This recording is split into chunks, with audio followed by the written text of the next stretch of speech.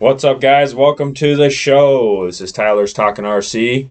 We got here with Tyler P. and Olin sitting in with us again. Today's show, we got a few things to touch on. We're going to talk a little bit about setting up a car. I do have a little bit of news. Up first, you guys might hear a little bit of background noise. We are currently in the middle of a track change out front here. We are a little bit crunched for time with the holidays and stuff. So that's what you hear. You might hear a drill or a slam or something like that. They're just changing the off-road carpet track. No big deal. Which leads me into the reason why they're changing the off-road carpet track. Oh, that was just Tyler P. hitting the mic. Don't worry about that. So the reason they're changing the off-road track is Sunday is the Winter Blast off-road carpet race. That is the last race of the year before the New Year's Day race, which I guess technically is on the new year. So yeah, Sunday, Winter Blast, off-road race. Come check it out. It's going to be good. And then follow the the off-road race. Another shout out for our live event. That is coming the 29th. Check out our Facebook page because we have a link pinned to the top for any questions. Any questions asked there will be the initial questions that we use to kick off the show. And of course, we will be live. So as questions pop up, we will answer them on the show. That'll be live on YouTube. And I'm also trying to get it live on Facebook so we can get a little bit more of a group going there. But yeah, that's my little spiel for upcoming events. Got a few more things to talk about. We got a couple new products in the store. The LC buggies have come in and all the parts related to them, electronics and replacement parts. So if you're looking for the LC buggies, they have come in time for the mini nationals. They also sent us some awesome door prizes and giveaway prizes for the mini nationals. So shout out to LC Racing. Cool cars, having fun. That's Thursday nights. And also one more thing came in, the new Traxxas Max with the wide kits. I know I've gotten a lot of customers asking me about that one. So the truck is coming out of the box with the wide kit now. So that come in just in time for Christmas. So if you're watching, check that out. And then before I stop talking here, I got one more thing. We got a couple more builds. I know I'm going on a rant here. So I'm laughing at the background noise. It sounds like we're coming to you from the Al Qaeda studio. Don't mind us. Oh boy. Yeah, we got some construction going on back there. All good stuff though. Yeah, all RC related construction. Good. So I got a couple more videos coming out if you're following the channel. We got my buddy John. I just gave him an Outcast 8S. He is going to be putting a full M2C racing package on that truck. Every part they make, they sell it in a bulk kit. He is outfitting that with me. Hobby Wing Electronics, fifth scale servos, just a sick build. We are building it to sell it, so it will be for sale if you're interested in doing something like that, but we will have a video out about it. What's the M2C stuff? M2C is a manufacturer of just upgrade aluminum parts, but really tasteful, strong parts. Oh. Like we did my Mojave there. That's all the M2C stuff, like the chassis braces, the chassis. Okay. It's got some shock hardware, everything they sell basically for an Outcast 8S, so that should be pretty awesome.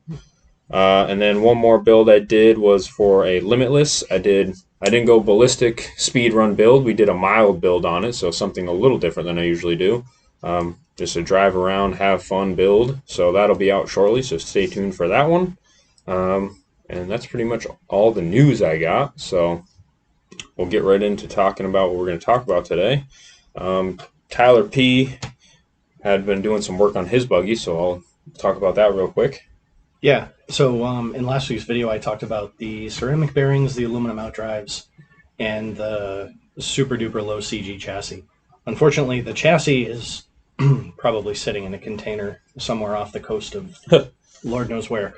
So that still shows on back order from A-Main. But I did get the bearings installed and the aluminum outdrives in.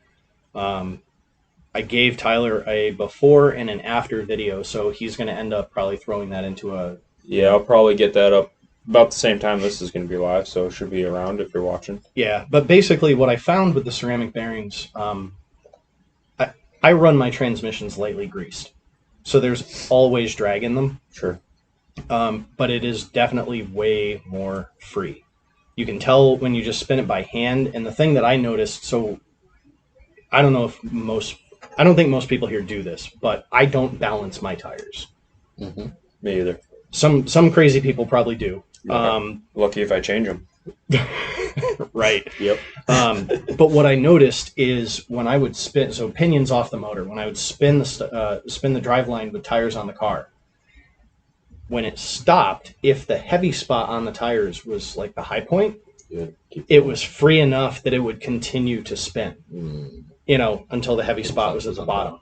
So, it wouldn't have done that before. So it definitely lowered the amount of rolling resistance or whatever in the driveline. So when you put the ceramic bearings in, it became evident that the tires were unbalanced as to where before there was so much drag that you couldn't even tell. Right. And I mean, we're only talking, a couple of grams. That's just the bearings in the transmission and in the wheels? And the hubs. Correct. Transmission and the hubs. So the whole drive line, basically, for two-wheel drive. Yeah, okay. Yeah, and then stupid me, so I bought a whole kit, but I was like, those front bearings are the same size as the ones in the transmission. So I didn't put them in the front. I just kept them as spares because I've heard people talk about ceramic bearings being high maintenance and potentially having failure issues. So I figured I'll keep those as spares. And I mean, the front, how much does that make a difference? Yeah. They probably get trashed in the front anyway, so you might as well save them for the transmission. Yeah, every time you come out and fade into the wall and pretty much smack it. So that was pretty cool. That's done. And then, I mean, this is just a side note, but I took my 5-year-old B6 and threw a mod motor in it and went through the whole car in the last couple of days. Is Tyler going mod? Ooh. Not. Come on. Not racing. Not for anything. Racing? Not racing. Definitely not racing. Come on. Why not? I've seen with the mod. We run mod too, Will. Yeah, I know we do. Get out there and give Justin some competition. Unlikely. No, it's more to have something faster than I'm used to practice with. It's crazy. So. Yeah, but you do pretty good. You have the car in the stock class. So what would be your difference in the mod? I think it's a different game. Tyler's scared. Call him out. Because you are in the A. That's gonna happen, Somebody's gonna walk up to me here and be like, "Bro, Tyler is scared to run modified." I'm not scared. Then do it. I'm just scared. I don't want to talk about it. All right. Before we corner Tyler P too much here. No, I think it's a good way to hone your skills. Yeah, for sure. Everything happens faster. It's definitely fun. I don't run mod either, so I'm kind of giving him crap for something I don't even do. But Tyler, I think you had one more update for us, motor tuning wise. What's going on there? Yeah, so that's been fun. It's been educational. I've run a bunch of 17.5 motors. I'm waiting on feedback from a couple of people. So you've done some motors. I have. I did one for Beef. I've got another one that I'm doing for him. By the way, shout out to Beef. Absolutely awesome dude. Very. One of our number one fans. What's total, up, buddy? Total local legend. Beef raced all Tuesday. He sure did. I saw he was there. Yeah, that was awesome. Yep. It was fun racing with him too. That's awesome. And if my viewers don't know Beef, I did a little short video of him on the lift and stuff that we got installed out there, so you can check that on the channel. Yep. That is Beef in the chair there. Yeah, I mean, that's a guy since I've started coming here. He's like... Shirt off your back. We'll get him on the show. He's ridiculously nice. He's always positive about stuff. And he is the exact example of... Oh, there's the chief executive right there out the window. Chris likes to kind of video. Just toss him in a little wave there. Yeah, Beef is like the definition of I'm here to enjoy myself. Mm-hmm. I almost never see him here where he's like, I hate this car, that's just trash. Like he loves the hobby. He's happy to be here, and that's I think what everybody should aspire to. Yeah. So. And we will get him on the show. I've already spoke to him. We just with his situation with driving back and forth, we're trying to figure that out. But we will get him on here to tell Beef's story. And it's a story. Yeah. So the motor tuning, So I've done a fistful of motors. It's tough because I think I sometimes get the impression that people don't want to come back to me and be like, "Dude, it's not good. I don't get it." Right. But that's the feedback that I need. So, and I did your motor, and Olin, if you want me to look at yours, I'll play around with that too. I can't run everybody's motor on the track, and that's what I'm It's killing us. Chris is flashing us out there for anybody, because you guys can't see it, but it's pretty funny. All the PG is here. He's having a good time. But yeah, so it's been fun. It's been educational. I did get the Phantom fax machine or fax checker V3. It's So what does that do? So it's a lot smaller than I thought it was going to be. It's I've heard that. Bump set spike. It's about this big, and it has a couple of alligator clip leads off of it. Okay. It checks the internal resistance of the stator or the motor, which is basically from each winding, each tab ABC, to the common ground lug, which is the aluminum plate on the other end of the motor. So you clip on a A plate, B plate, C plate, right, and you get a resistance reading, and that basically tells you lower resistance equals more power. I think it gives you an indication of how good the stator is. It also, through the same process, will give you a measure of inductance, which is the motor's ability to generate a magnetic field. I'm grossly generalizing, so if any of you out there are PhDs in physics, don't flame me. All the professors watching. But they're basically there are three numbers, or a pair of numbers for each leg, ABC, that give you an indication of how good your stator is. So then you'll hear people talk about those numbers, and they'll talk about the stator number. I'm sorry, the rotor number, which is the magnetism of the rotor. 1650, 1700, whatever. So those are the two, parts of the equation of how good is your motor on paper.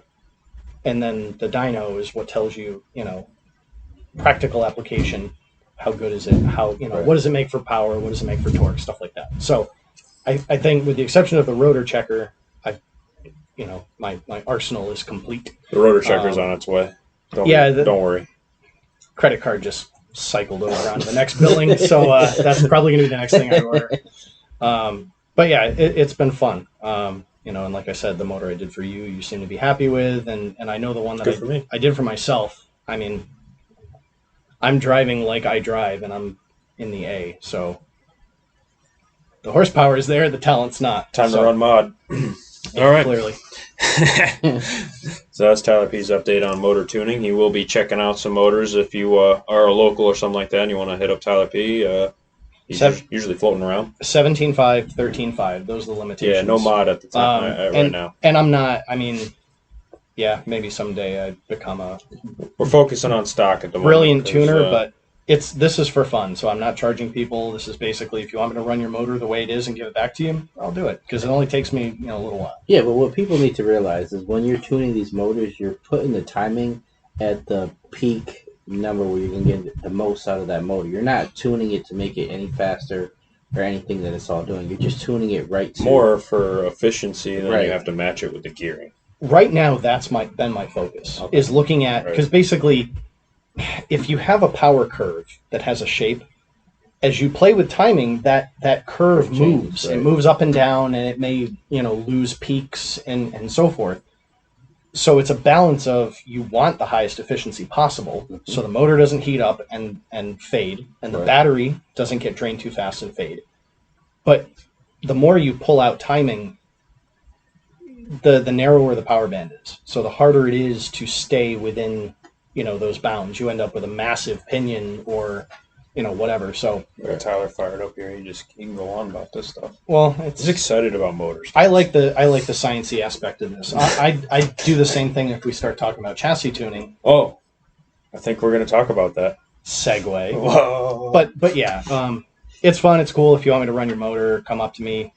Don't be scared. Don't come up to me with half a dozen motors and be like, I need these for a race tomorrow. Like, I got a whole case. It's not happening. It's not happening. I got a whole case full of. You're not gonna have them ready for Friday? Whole barrel. I'll have one. I've got a week off between the holidays. I'll get them done. No, I mean like 2 days. This Friday. Yeah, this Friday. No, we can do that. A whole case. All the cases. All right, pull you guys back together here before we drive everybody away talking about motor magnetism or something. We're talking about we're going to talk about chassis tuning, but not really too deep about each specific thing because I think we're going to do individual videos for that on the channel. This is more one. We're going to talk about Olin's car because he couldn't make it to the last show. We're going to talk about his car real quick, and then we're going to use his car as an example for what we're going through here. Basically, assuming that you either just built a car or you just picked up a used one and really don't know what you're doing with it. This applies to 10th scale, 8th scale, crawling, I guess, a little bit, and bashing a little bit. Generally, those cars are not quite as bad, but it applies to all RC cars here. Right. But we're going to talk about a 10th scale racing buggy because, one, it's that time of year, and two, that's what we have in front of us. And it's kind of the most popular one that I see that have these problems. And all these principles apply to a stadium truck, a short course truck, Yeah. a four-wheel buggy. Pretty much any hobby grade car. Yeah, if it's a racing vehicle, Yeah. even if it's on road, this stuff is going to apply. Also, and not even racing, just in general, because a lot of these, I mean, even a bashing car is more or less the same. It has the same things you need to worry about. It's Right. just that they're a little bit less Just sensitive to the performance. correct.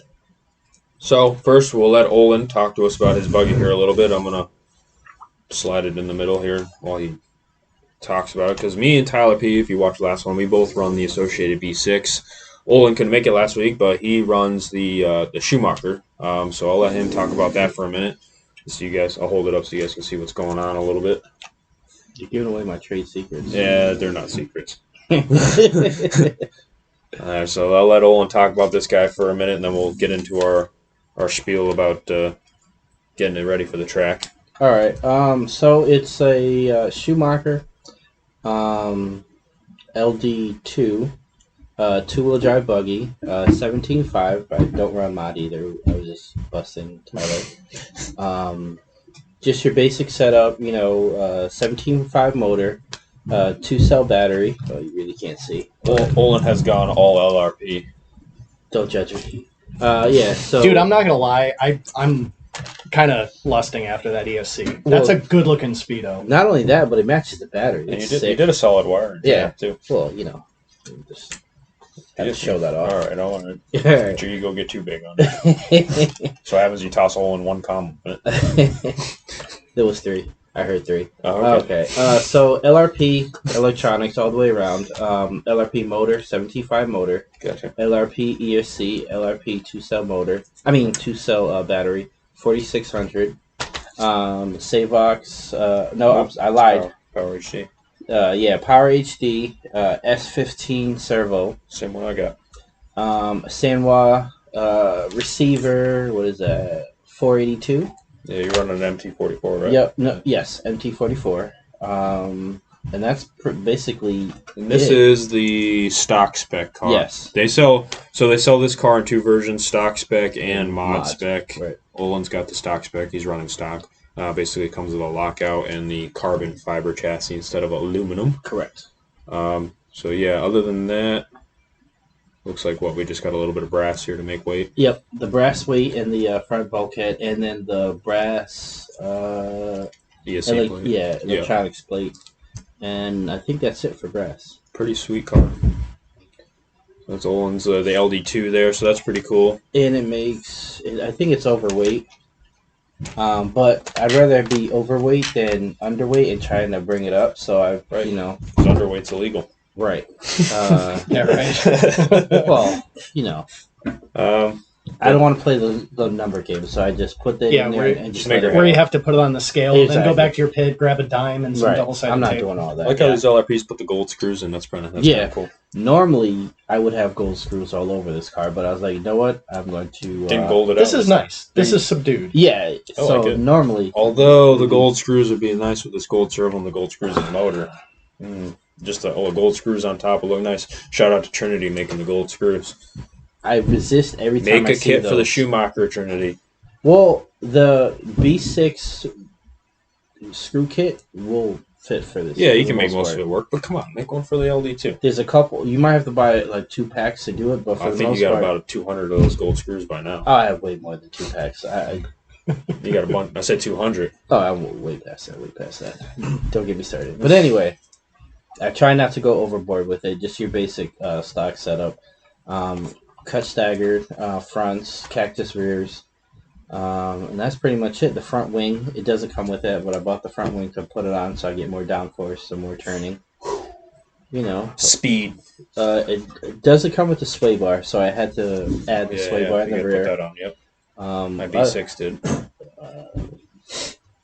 And the battery holder, it does not come with this, and that's another aftermarket hop-up that I added on there.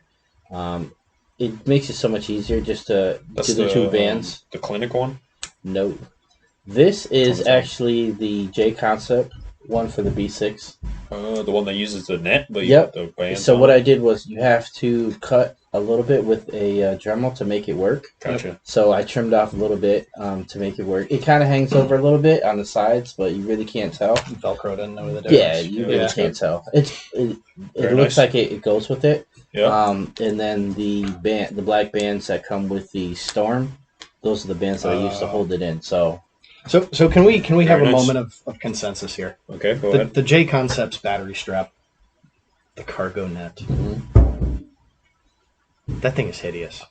It is. But it works. But it works. And it's so... I know, but so does that. And that doesn't look like... But these break pretty easy, to be honest with you. No. Yes, they do. Well, they do. But if you Dremel out the... I'm trying to stay focused. I'm not looking at the window because I know what's at the window. But if you Dremel out the sharp corners of it, it works. Yep. So as long as you Dremel out the sharp corners, because there's normally... Well, I'll show you. Right here, there's a little tag that's right here and on this side. But if you Dremel those out, it works a little bit because the net stops on those tags. So that's why. So if you get rid of those, then this rubber band will work. Yeah, the band is way cleaner. It is, and it looks a lot better. The net, after a while, it kind of like stretches. Yeah. So I think this is a lot cleaner. It looks a lot better, and it's black on black with carbon, so it looks like it actually came with the car. Yeah. Yeah, that's clean. It's a really clean, really like well put together, tasteful, and that's a setup. Anybody could come in here, correct, walk up to the wall and be like, grab it, and duplicate that setup. Correct. That's awesome. And the wiring is simple. You know, just some shrink tubing to do some wire management. You know, like you guys mentioned in your last one, I cut the cords a little shorter for the power and for the negative and positive, so mistake they fit. Proofing. Yes, because I have plugged in a couple backwards. Reverse polarity protection. Mr. Marcy was nice enough to durability test my car a few weeks ago.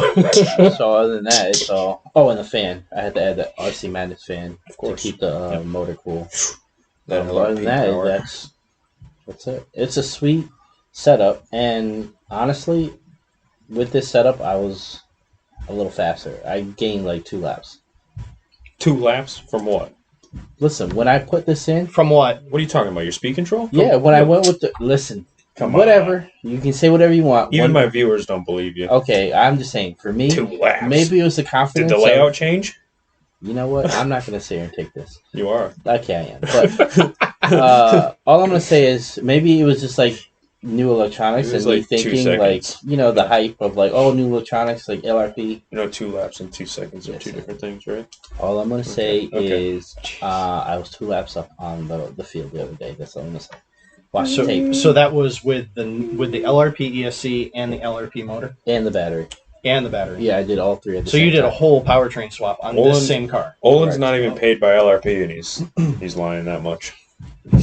LRP, if you're listening. He wants that free trip to Germany. LRP, if you're listening, I'll lie to sell your things. I am not lying. The proof is in the pudding. There's no pudding and you're lying.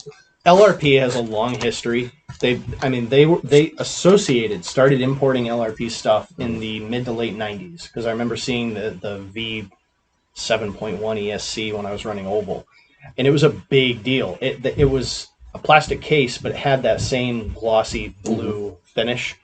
And it was the only ESC other than Trinity and Novak, that people would put in their cars. They were really good ESCs, and I see their stuff coming back now. So I think they went into bankruptcy or something happened. I'm not sure what happened there, to be honest. There was something that went on. And like you look at Justin and Tyler, I mean, they're flying with that stuff. It's really smooth. It's good for 4 laps. I didn't say 4. I said 2. Oh, 2. Sorry. What's 2 per qualifier? Well, I figured so if it's we were 4 going laps. to talk it up, we might as well. No, I'm not gonna. I want to try it. You're going to get 2 You can laps? try it. I'm just saying. Guaranteed? You know what? With this type of sarcasm. But all honesty, like it's a lot smoother. I think it's a lot smoother than the Hobbywing setup. No disrespect to Hobbywing. Whoa. I just think it was a little smoother for me. My driving style, this kind of fits me. I don't know. We're How do having you a debate how do you tonight. program it? Does it have its own little program It's got card like too? 65 No, blinking it- lights in there. Well, you have to program it by the lights. Or... Yeah. Oh, like Yeah. the old Novaks. Yeah. Correct. It's So terrible. it's not terrible. I think it's easy. It's Brutal. man. It's a good speed control, but tell me that's not a pain to calibrate that thing with 3 different blinking LED lights. I don't remember. Exactly. I had some help. My when I was doing- Hobbywing connects to my phone, and I can see all the settings. Room for improvement. Just saying. They do. I'm not even sponsored by Hobbywing either, so. I'm not gonna lie. if you're listening. Hobbywing was a little bit easier to calibrate and set up. Yes, I'm not gonna Right. sit here and say that. Because it made it easy. Correct. But for somebody who's been and wants to step up and do a little something different, I think this LRP. Why would you do something different? I'm just It saying, works some so well. people want to try something different. Well, that's the next thing on my go get list. Right, is so I want to try one. And the other thing about it is, like, when you get into the hobby and you see certain guys like doing like certain things, so you think like, oh, maybe if I get those electronics, I can do better, and maybe that confidence of just like having the same thing as a fast guy boosts you, make you think you're doing a little better than you actually Good are. for 2 laps. I mean- that confidence pushed him.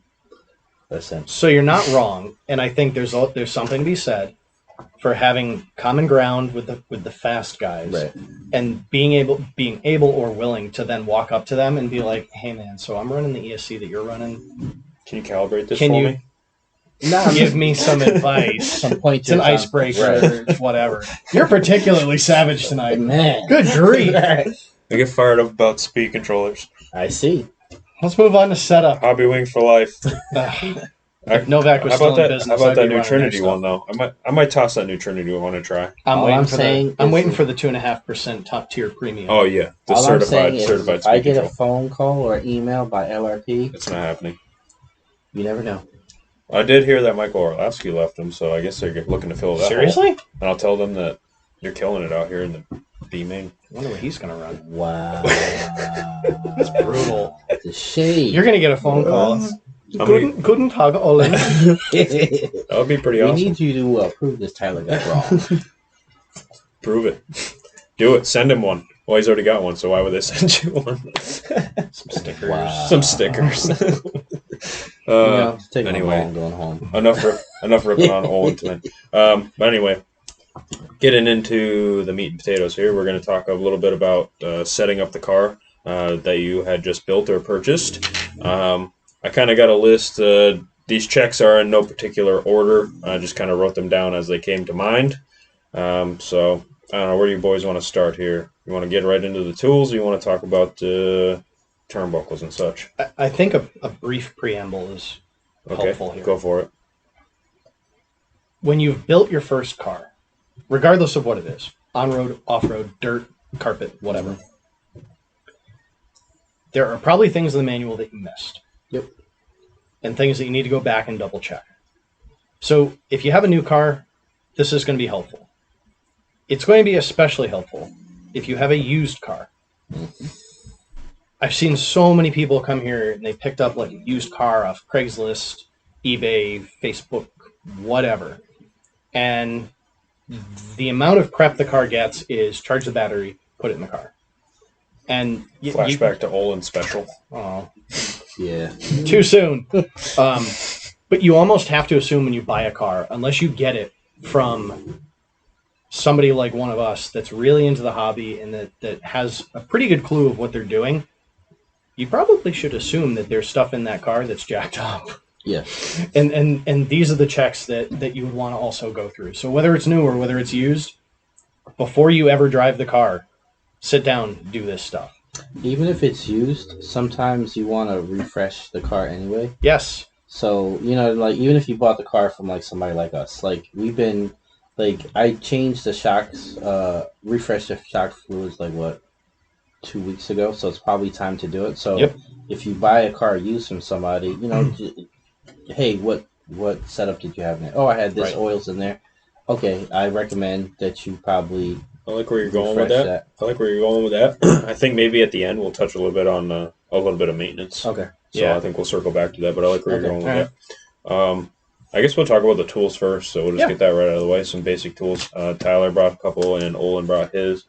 These are setup tools. We had our whole tool show, so you guys can check that out. These are just basic setup tools, which I think might have made it in that show. I don't remember. I think they did. We got a basic ride height gauge. Was this the RPM one or the Losi one? That's a cheapie from Losi. Losi one, probably about $15 or so. That's a ride height, and then we got a basic camber. That's the RPM one. That's what I was thinking of. Yep. RPM camber gauge gets the job done, and then Olin grabbed me the MIP turnbuckle wrench. They sell these in a whole set, and they got a few for different cars. So check that out.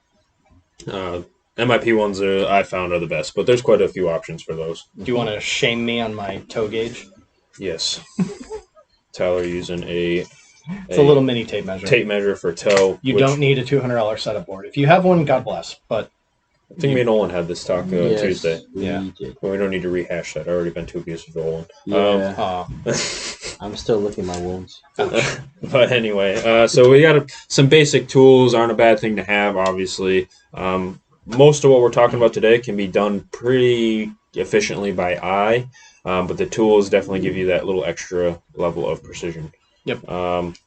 So the first thing, just going off my experience of being up at the counter, I'm basing this off of a person coming in with a fresh build that they've just done. First build, generally. I just wrote down a few things that I usually see. And the front tires look like this? Yep, that's where I'm headed. Yeah.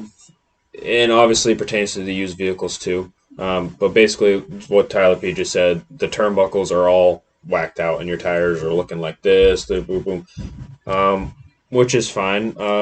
So a little side note, usually the manual will give you a measurement inside to inside where a caliper will come in handy and you can set the initial length and it'll get you really close initially. But that being said, I usually don't measure them. I usually fire them together and then just set it up afterward. Yeah. But you have to remember to set it up. Otherwise, the car is going to drive terrible.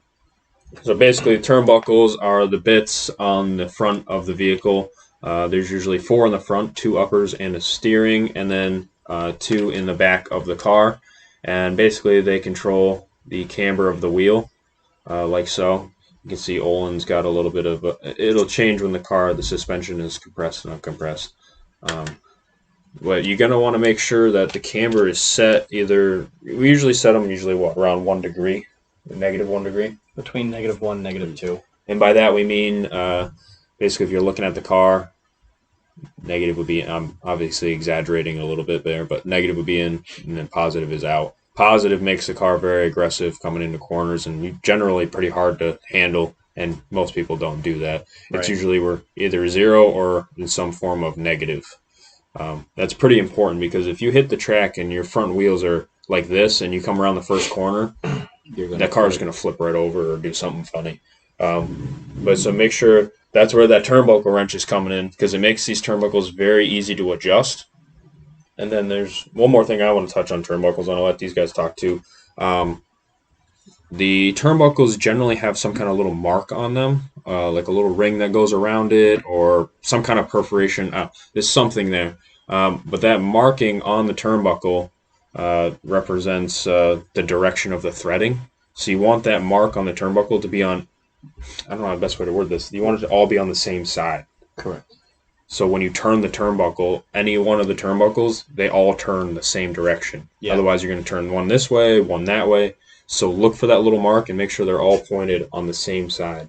And it depends. Some manufacturers, the mark tells you the thread that is normal. Some manufacturers, the mark tells you the thread that is right-hand thread. Because they got right and left-hand thread because when you turn it, they go out or in. If they had the same thread, it would just move the same. So yeah, that's a good one. But it really doesn't matter which side said marking is on. as long as you're consistent. As long as they're all the same. Yeah. Then you're always moving the wrench in the same direction. You're driving yourself nuts, turning this one, turning that one. Oh, got to back that one off, this one, that one. You're going to drive yourself nuts. So the camber is one of the biggest things that I see on cars coming in. I don't know if you guys have anything to add to that, or if you want to go to the next thing. Or... Well, I know that recent memory, one of the things I saw that was pretty obvious to me and would have been to one of us, but if you're new, you don't know, is I saw a buggy on the track. Push your nose down all the way, please. Yeah, that's how the car looked. Slammed. At rest. So usually the first adjustment I tell somebody to make is ride height. Okay. Because like you mentioned when you were talking about the camber will... I need to get on camera here. Yeah. Camber will change as the suspension compresses, so you need to be at your resting ride height first to do it or not. And that's where the ride height gauge comes in, is you want to set it toward the front of the car and then set it toward the back. I don't know if we can see that on camera or not.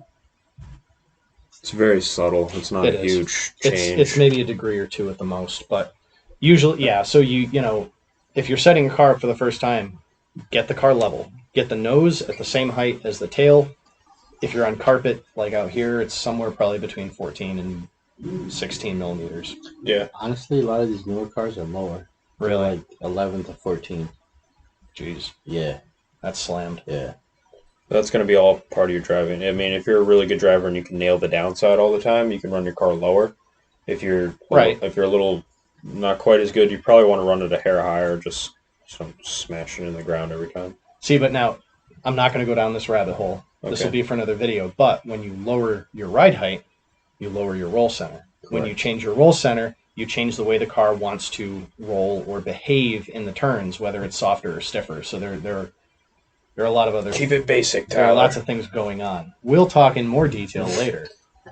More to come on roll center. But anyway, turnbuckles, and we touched on ride height too. That's a good one. Yep. You don't want your car jacked up to the moon, which is usually I see the shock collars here. They're adjustable, so either I see someone with them all the way cranked down right at the bottom, or all the way up at the top. Generally, you want them somewhere in the middle range. Yeah. That's going to depend on the springs and fluid and the whole thing, but usually don't have them all the way cranked down. Well, and I've seen people, like you get this with Traxxas owners sometimes. They'll come in and they'll be like, well, the car's bottoming out on a jump, so I put in as many of the little plastic clippy spring compressor jacked up to the moon as possible because I want it to be stiffer. Adding tension to the spring, I mean, it makes the static load on the spring stiffer, but you're messing up a bunch of other stuff. Right. So you have to, again, if you want a stiffer spring, put a stiffer spring on it. Ride height is ride height. It doesn't matter what your spring is. Yeah. Or change the fluid. And we will have a whole episode on shocks tuning as well. But yeah, you don't want the thing jacked up to the moon, and you don't want it slammed on the table. And the shock tension has a lot to do with that. Yeah, the suspension needs to work. Yeah. So moving, we got fluids. This kind of rides a little bit with the shocks. Generally, if you're building a kit, now if you got a used car, you don't know what's in there, which is also another side problem. But if it's just a new build and you're building it or have it built, there's shock fluid and there's differential fluid. They are kind of the same fluid, but they're not the same. Okay, diff fluid is much heavier than shock fluid. Molasses. Now, if you put shock fluid in the diff or diff fluid in the shocks, one, it'll make the shocks with barely any rebound. It's like, have you seen that yet? Oh, I have seen it several times. You have? Several times. That's why I have come up where whoever's building has put the differential fluid in all four shocks. Oh. And they're like, man, this thing I push it to the ground and it doesn't come back up. I'm like, yeah, you're right. It doesn't. What's going on here? And I was like, and I look at it and I fiddle with the shocks, open it up, pour the oil out, and it's just 5,000 weight diff fluid or 7,000 weight diff fluid in the shock. Not good. Basically, shock works with the pistons, the holes in it that have to come up through the oil and down through it. And if it's super thick, it just takes forever for it to do it, and it's not going to happen. You'd have to run the world's stiffest springs. And there's a lesson there about when you're building a kit, especially if it's your first time, go slow. Yes. Read carefully. Mm-hmm. Generally, they will tell you it's the 45 weight bottle Right. that goes in the front shocks, or the 35 in the back, or the 5,000 that goes in the diff.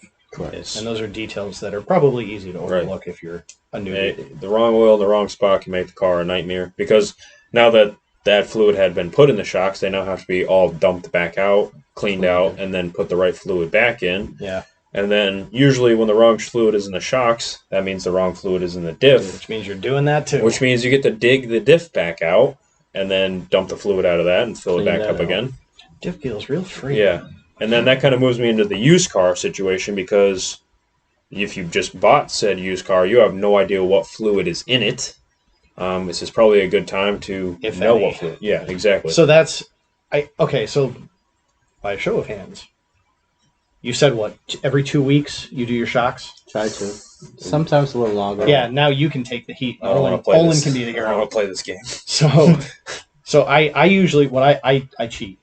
After like a weekend or a week of driving, I'll like take the caps off and put a couple drops in, re-bleed them, and then say after doing that twice, I'll dump them out, clean them out, and go fresh. Right. Seals, what, every few months? It depends, because if they're not leaking, right, leave them alone. or if you when you take the shock apart and you look at the seal, if it feels smooth, and no ridges in it, leave it. Just leave it. But when you put the other thing about it, just backing up, when you're building the car, it doesn't hurt to put a little bit of shock fluid on the seal when you're building it. Yes, because that will help longevity of the seal. Right. So the first time it strokes, it's Correct. not dry. Exactly. Yeah. So that would be the best time when you're doing it. But as long as there's no ridges in it and it's still moving, I leave it. Okay. Unless I see a rip in it or something, then I don't normally change them. But the point being, right, is you don't build the shocks and ignore them. Correct. Because they will. I mean, they're relatively precise machined parts. Correct. But you're going to lose fluid. You're going to have air in the shock. You're going to be able to start feeling it. Correct. And the same goes for the diff. So if you're buying a used car, the shocks may be 2/3 full. Right. Not good. No. The diff may be completely empty and may need a full rebuild. Correct. Usually you can tell if like the creases of the two transmission cases where they come together are wet and full of carpet. That means just like my B6 that I went through today, 5-year-old car. Right. Oh, you guys keep talking. The diff it had puked its guts all over the inside of the transmission. So Correct. We got a battery crisis Tyler's going to manage here. My bad, folks. And the other thing about it is, like, if you run the car all the time, the oils break down. So they're not going to last like a month or a year or whatever the case may be. It's going to break down. So you have to change it up. The other funny thing, and I never would have imagined this, but you pull your car off the track, there's black dust all over it from the rubber that's in the carpet. Mm-hmm. I've dumped out shocks that the fluid was no longer translucent. Yes. It was, you couldn't see the shock when it was just barely above or below the water line. Correct. The stuff was just gray soup. And what people don't realize is the shock shafts pick up dirt, and that goes right into the up into the. So this is definitely more important for off-road vehicles as well. Well, yes, these cars stay very clean compared to. They do, but it doesn't hurt to like. I'm just saying, if you're running clean dirt, them off with a definitely, with a old toothbrush or whatever. Well, and that's why I brought this in. Ooh. So this is Mother's aluminum polish. Okay. Again, me with my OCD, I will periodically, say once a month, take the car apart and polish all of the pivot pins from the suspension arms, chuck them in a Dremel, and use this stuff, let it turn black, clean them off. Kid you not, suspension feels super duper smooth. I change them when they're bent. Wow. If I do that. Hashtag truth. Hey, man. So spend all day fixing everybody else's cars. When it comes time to drive mine, if it's drivable, I just drive it. If it turns on and blinks, it goes. I think I dumped some fluid in my diff like a month ago, and it was dry. It's probably dry now. I know how to do all the maintenances. Man, when it comes time to work on my car, it's like... Well, you don't really have the time. Yeah, that's the problem. Sitting broken behind us here. Olin's cutting you all sorts of slack after the beating he took I'm a true friend. I'm just really putting that out there. I would have ripped myself apart. Class A guy. Nope. I would have. I'm going to take the high road. I would. When they go low, you go high. Yeah, but the low road is so much fun sometimes. Hey, I dish it out. I'll take it. You know what it is. So that's what, fluids and diff. Yeah. Yeah. Kind of touched on the shocks there a bit. Mhm. I don't know if there's anything else fluid wise on.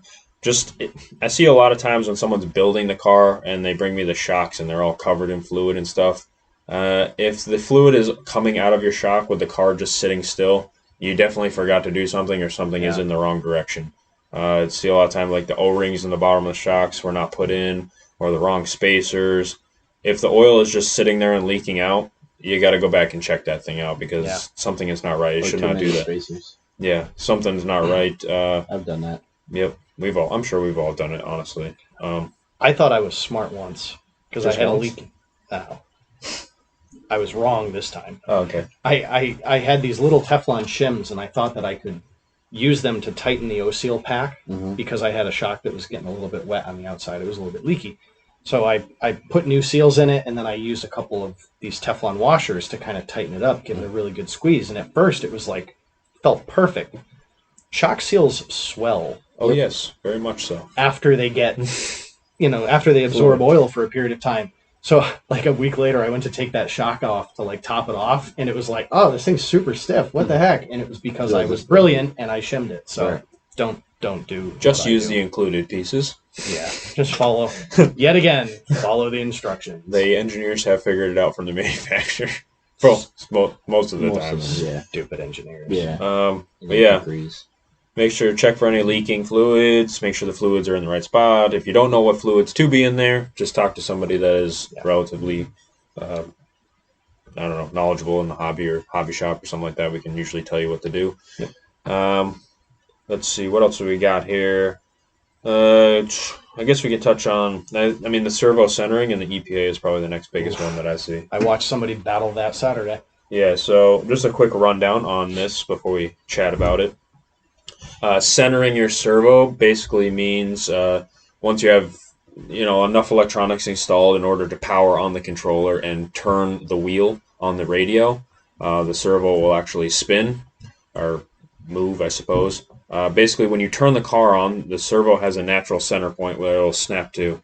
And if you have just through the horn or the servo horn on the car and you turn the car on, the wheels might snap one direction or the other. Or maybe it's somewhere in the middle, and then you use the trim to bring it to center, and then you find your trim being at 90% to the left. The trim is there to help you with that, but that is not the cure.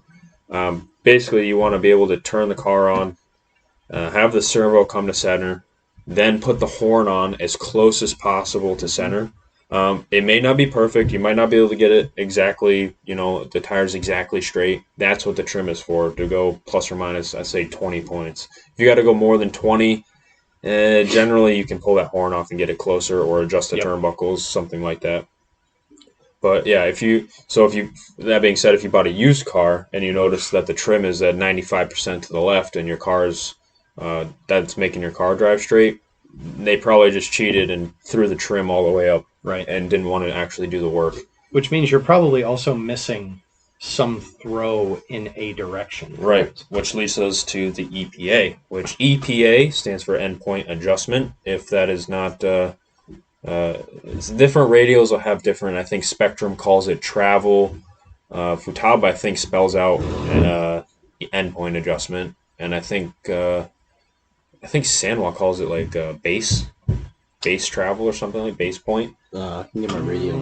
So something like that. I think it's base, they call it. But anyway, EPA endpoint adjustment is basically the tires you can only turn them so far before the hub actually hits the caster block.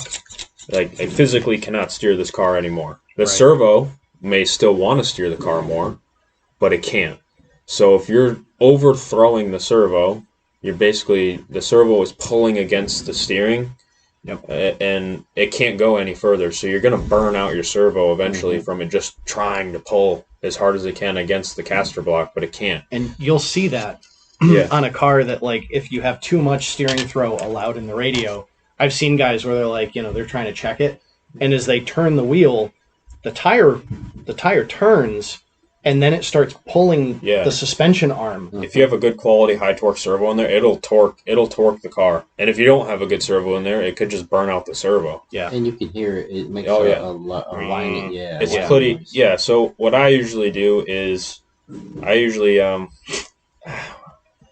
the EPA down to 50, and then when I turn the car on, I turn the wheel all the way one way or the other. Doesn't matter which one you start with, and then I slowly turn it up until it starts going, and then it meets. Instead of it being at 100 and just you crank the wheel and it just goes, Right. Because it could be you might only need 50% steering. Right. You might need 120. You never know. It depends on the servo and the car situation. So you carefully work your But way I bring up it to lock, and then I'll see the servo start to torque a little bit, and then I might back it down a click. Yeah.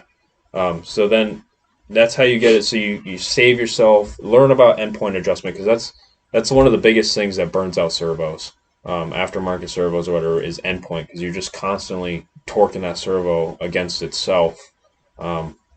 And also I see a lot where they don't have enough steering in the car because they got it turned down because they bought it used or something like that, and the car steers 20%. So set your endpoint adjustment, and then I guess while I'm talking about this, I'm going to talk. After you set your endpoint adjustment and you still have too much steering, then you use your dual rate, because dual rate is dual. It turns down the left and the right at the same amount. Right. So you can have 80% steering, 70, 60, but it's not affecting your endpoint. It's just turning down the percentage of steering. So that's the two different things there. I get a lot of confusion between the two of those, dual rate and endpoint. Yeah. Endpoint is set first, and then dual rate is used to turn down the overall percentage of steering. Right. So dual rate is basically you want to set the dual rate so that you can reach the mechanical limit of the steering system. Well, you use the endpoints to do that. I'm sorry, that's what I meant to say. I know. Endpoints. You use the endpoints to set that. Then dual rate you use if you go out on the track, you have more steering than you want. Right. You can take a few clicks. That's where you hear guys talk about take a few clicks out.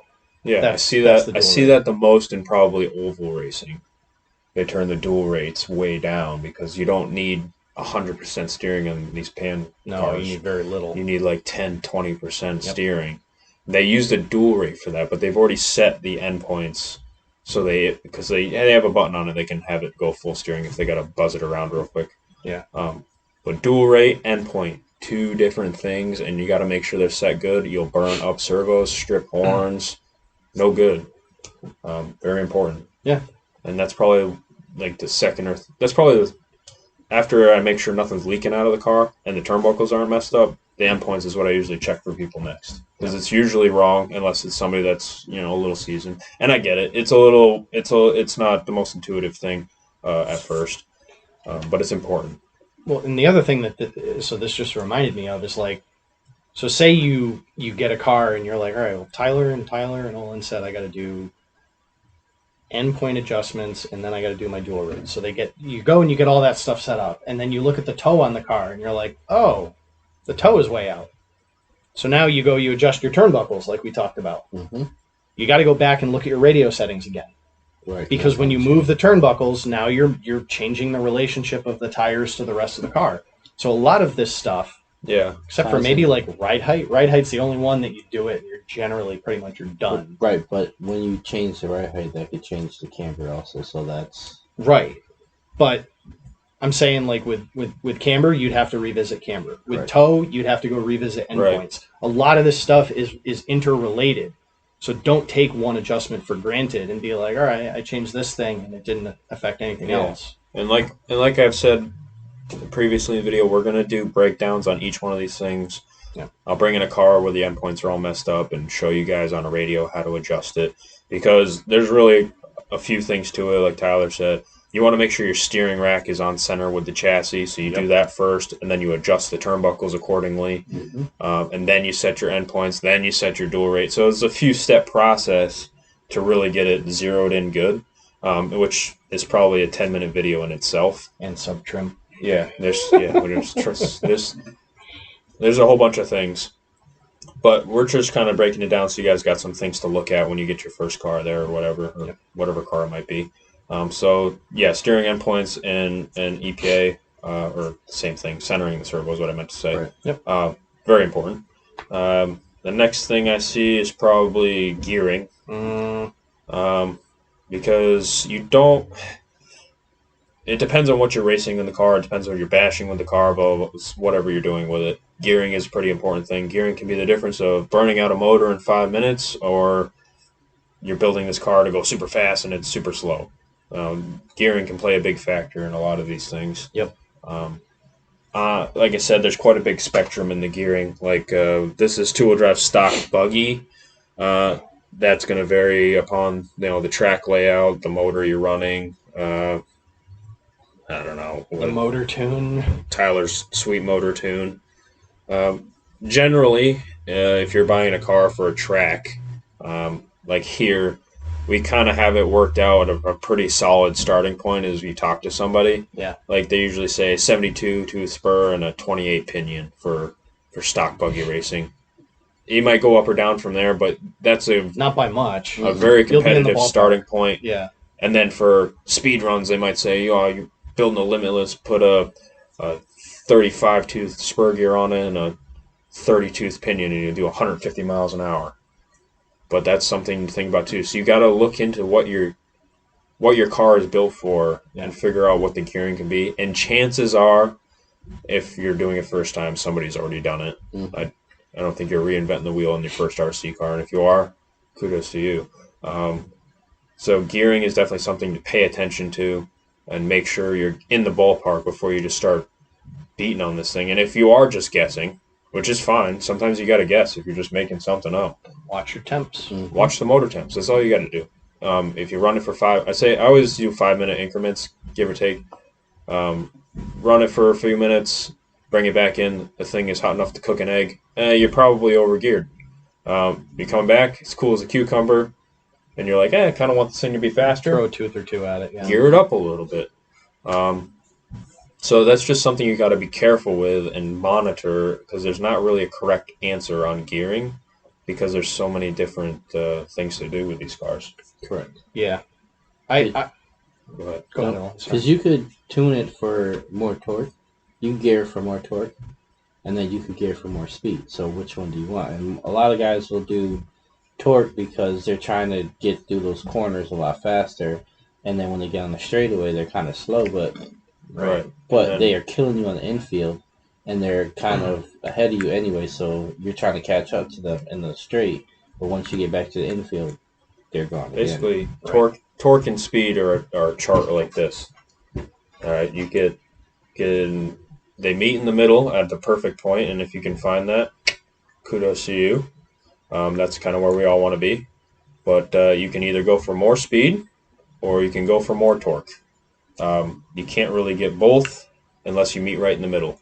That I guess would be the optimum gearing ratio for most things. But yeah, that's bordering on the rabbit hole then. Right. Yeah, we're getting deep into gearing, which again we'll do another segment on. But yeah, just double check your gearing before you run the car. If you bought it used and it's got some weird, funky looking gearing on it, you're like, I don't really know about this. Just drive the car a little bit. Don't blast a whole 10,000 milliamp battery through it and then wonder why your motor's glowing red. Right. Because they could have just slapped that gear on there to sell the car. You have no idea. And to like, I forget who it was I was helping out recently. They were like, oh, I think there's something. Oh, yeah, it was okay. I remembered who it was, but I'm not going to use names.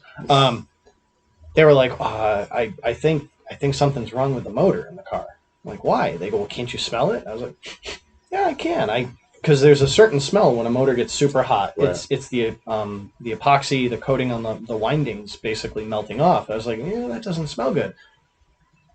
So we did some troubleshooting, and the motor did not smell at all. So most electric motors don't really have a smell. Mm-hmm. They shouldn't smell like burning.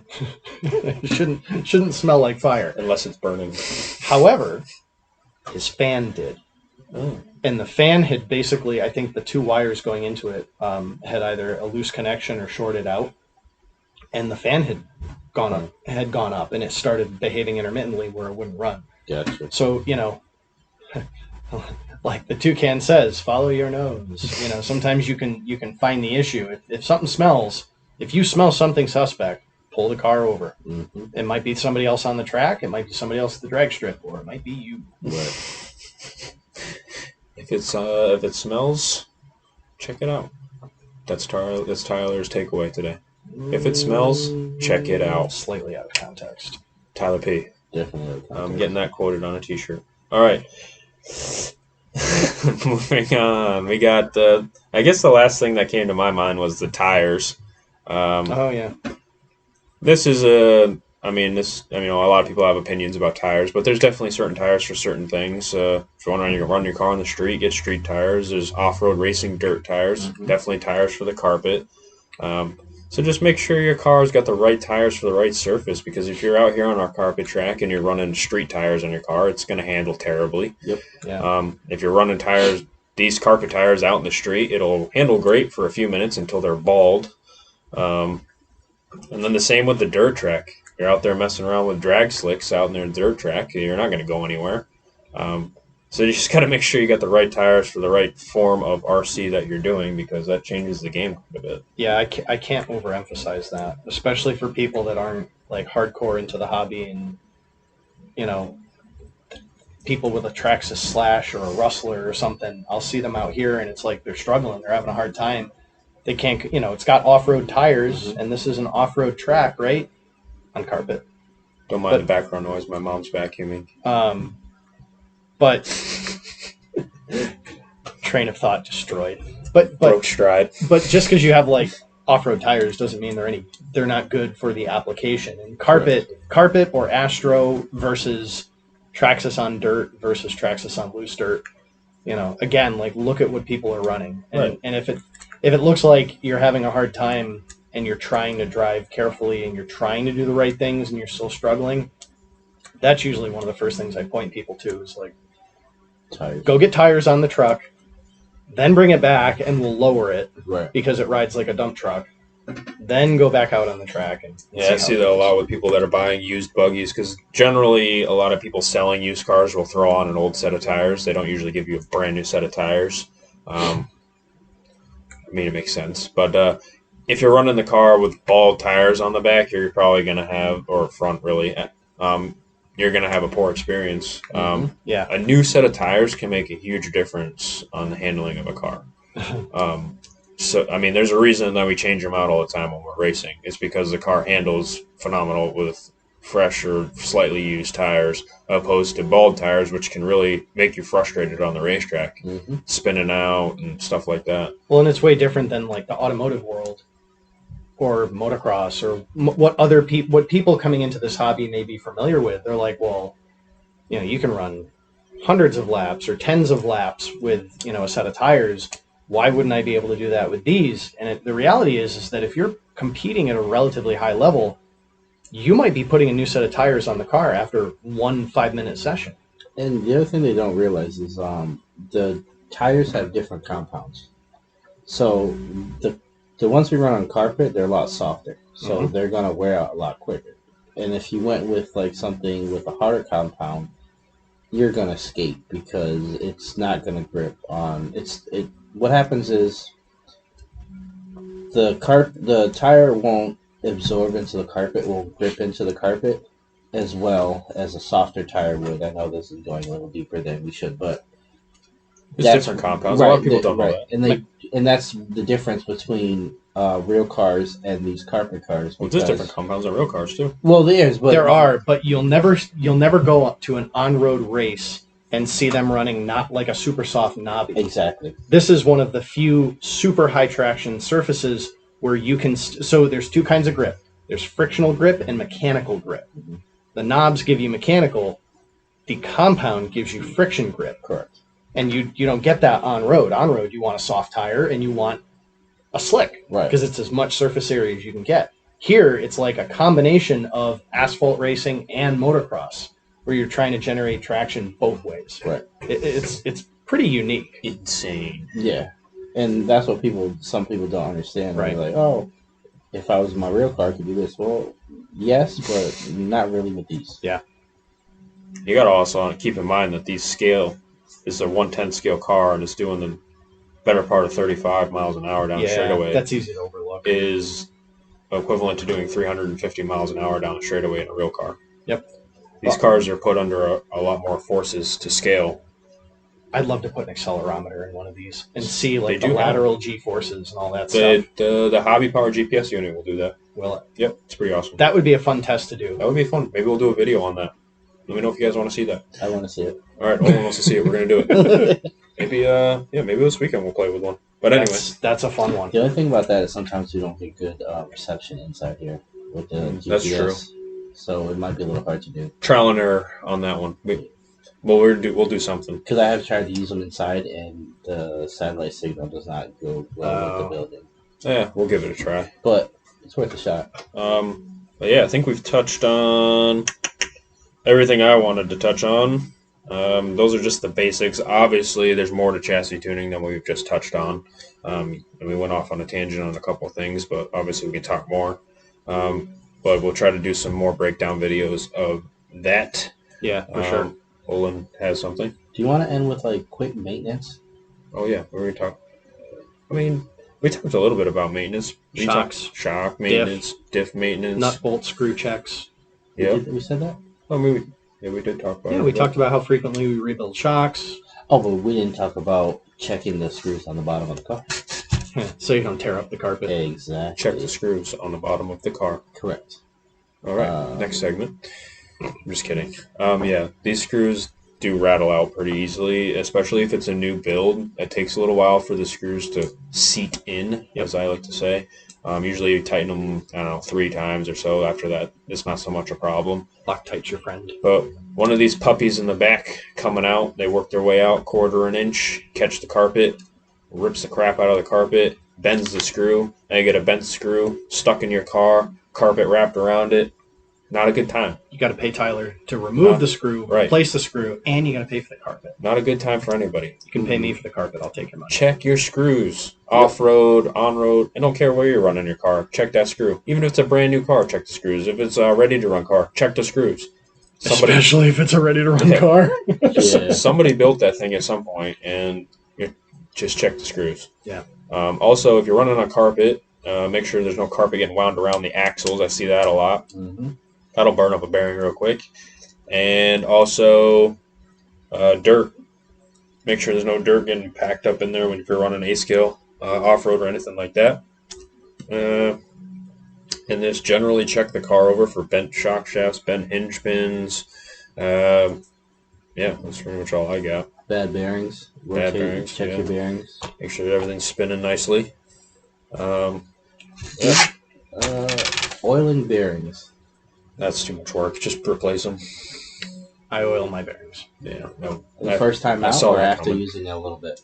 No, to me, bearings take a period of time to break in, so I'll put Oh my god. a week or 2 on a car and then Add some bearing grease. pull them out, put a little, not grease, just oil. Well, I mean, light bearing, oil. Bearing oil. If sorry. it still spins, it's good to go. Well, some people when So they your go- bearings are fine as long as they're not talking to you. You Right. spin them, they're not like... Like this, we're good. It spins. Let's out on the track. Wheel doesn't spin, problem. Wheel spins, no problem. mind you, he works on cars all the time, so I his do. tolerance for his cars. Well, we're talking lower. about my car. I'm not talking about customers. I saw the Basher video with that poor thing. I know what you do to cars. All the wheels spin. Bearings are good. There's one wheel that does not spin. What are you talking about? All the wheels spin on that puppy. Even a broken. Oh no, you're talking about his B6. Yeah. Oh, B6. Tyler's B6. B6 is currently broken. off camera. But the wheel spins. It just is not attached to the car. Yeah. Might have hit somebody and popped a little bit of a wheelie into the wall. It was intentional. We were having fun. But yeah, I think that about does it for the segment we got today. Make sure you guys tune into our live event, Sunday race coming up. And I don't know if you guys got anything else to add, but I think I'm good. What time doors open? Sunday? 9 o'clock. 9 o'clock, doors open, start time at 11. For the live podcast, if you have questions or things, even if it's like to us directly or whatever. Yeah, you can It's give not it off necessarily air. technical. Yeah. Fire them off. Any question RC related. Yep. It'll make for a better video, We'll better try- viewing experience. We'll for try the to answer audience. them the best we can without making things up. Yep. I'll make stuff up. Tyler will make things up. Don't care. Olin's been making things up all night. One thing I didn't make up is we didn't talk about gear mesh. Oh, and how I have to set yours all the time. Wow. Brutal. Right. I think we'll touch more on the gear mesh thing when we talk about in our gearing video. Okay, that's cool. Because it's kind of hard to see here unless we get the camera close up. Yeah, that's true. But yeah, check the gear mesh. Don't want it too tight. Don't want it too loose. Video coming soon to a Correct. theater near you. In a world Of gear mesh. But yeah, anyway, thanks for watching, guys. We really appreciate the support for the podcast. Me, Olin, Tyler P. We're all having a good time doing it. Thanks for watching. Jokes. It's all fun and jokes. Oh yeah, we're all having a good time. Yep. Make sure you like, subscribe. It really helps us out. Mm-hmm. And then seeing us in person too, give us a shout out. We'd like to chat about RC cars, obviously. But anyway, thanks for watching, guys. We'll help you out too. Yeah, for Yep, sure. 100%. Anyway, thanks for watching, guys. We will see you in the next show. Have a good night. See you.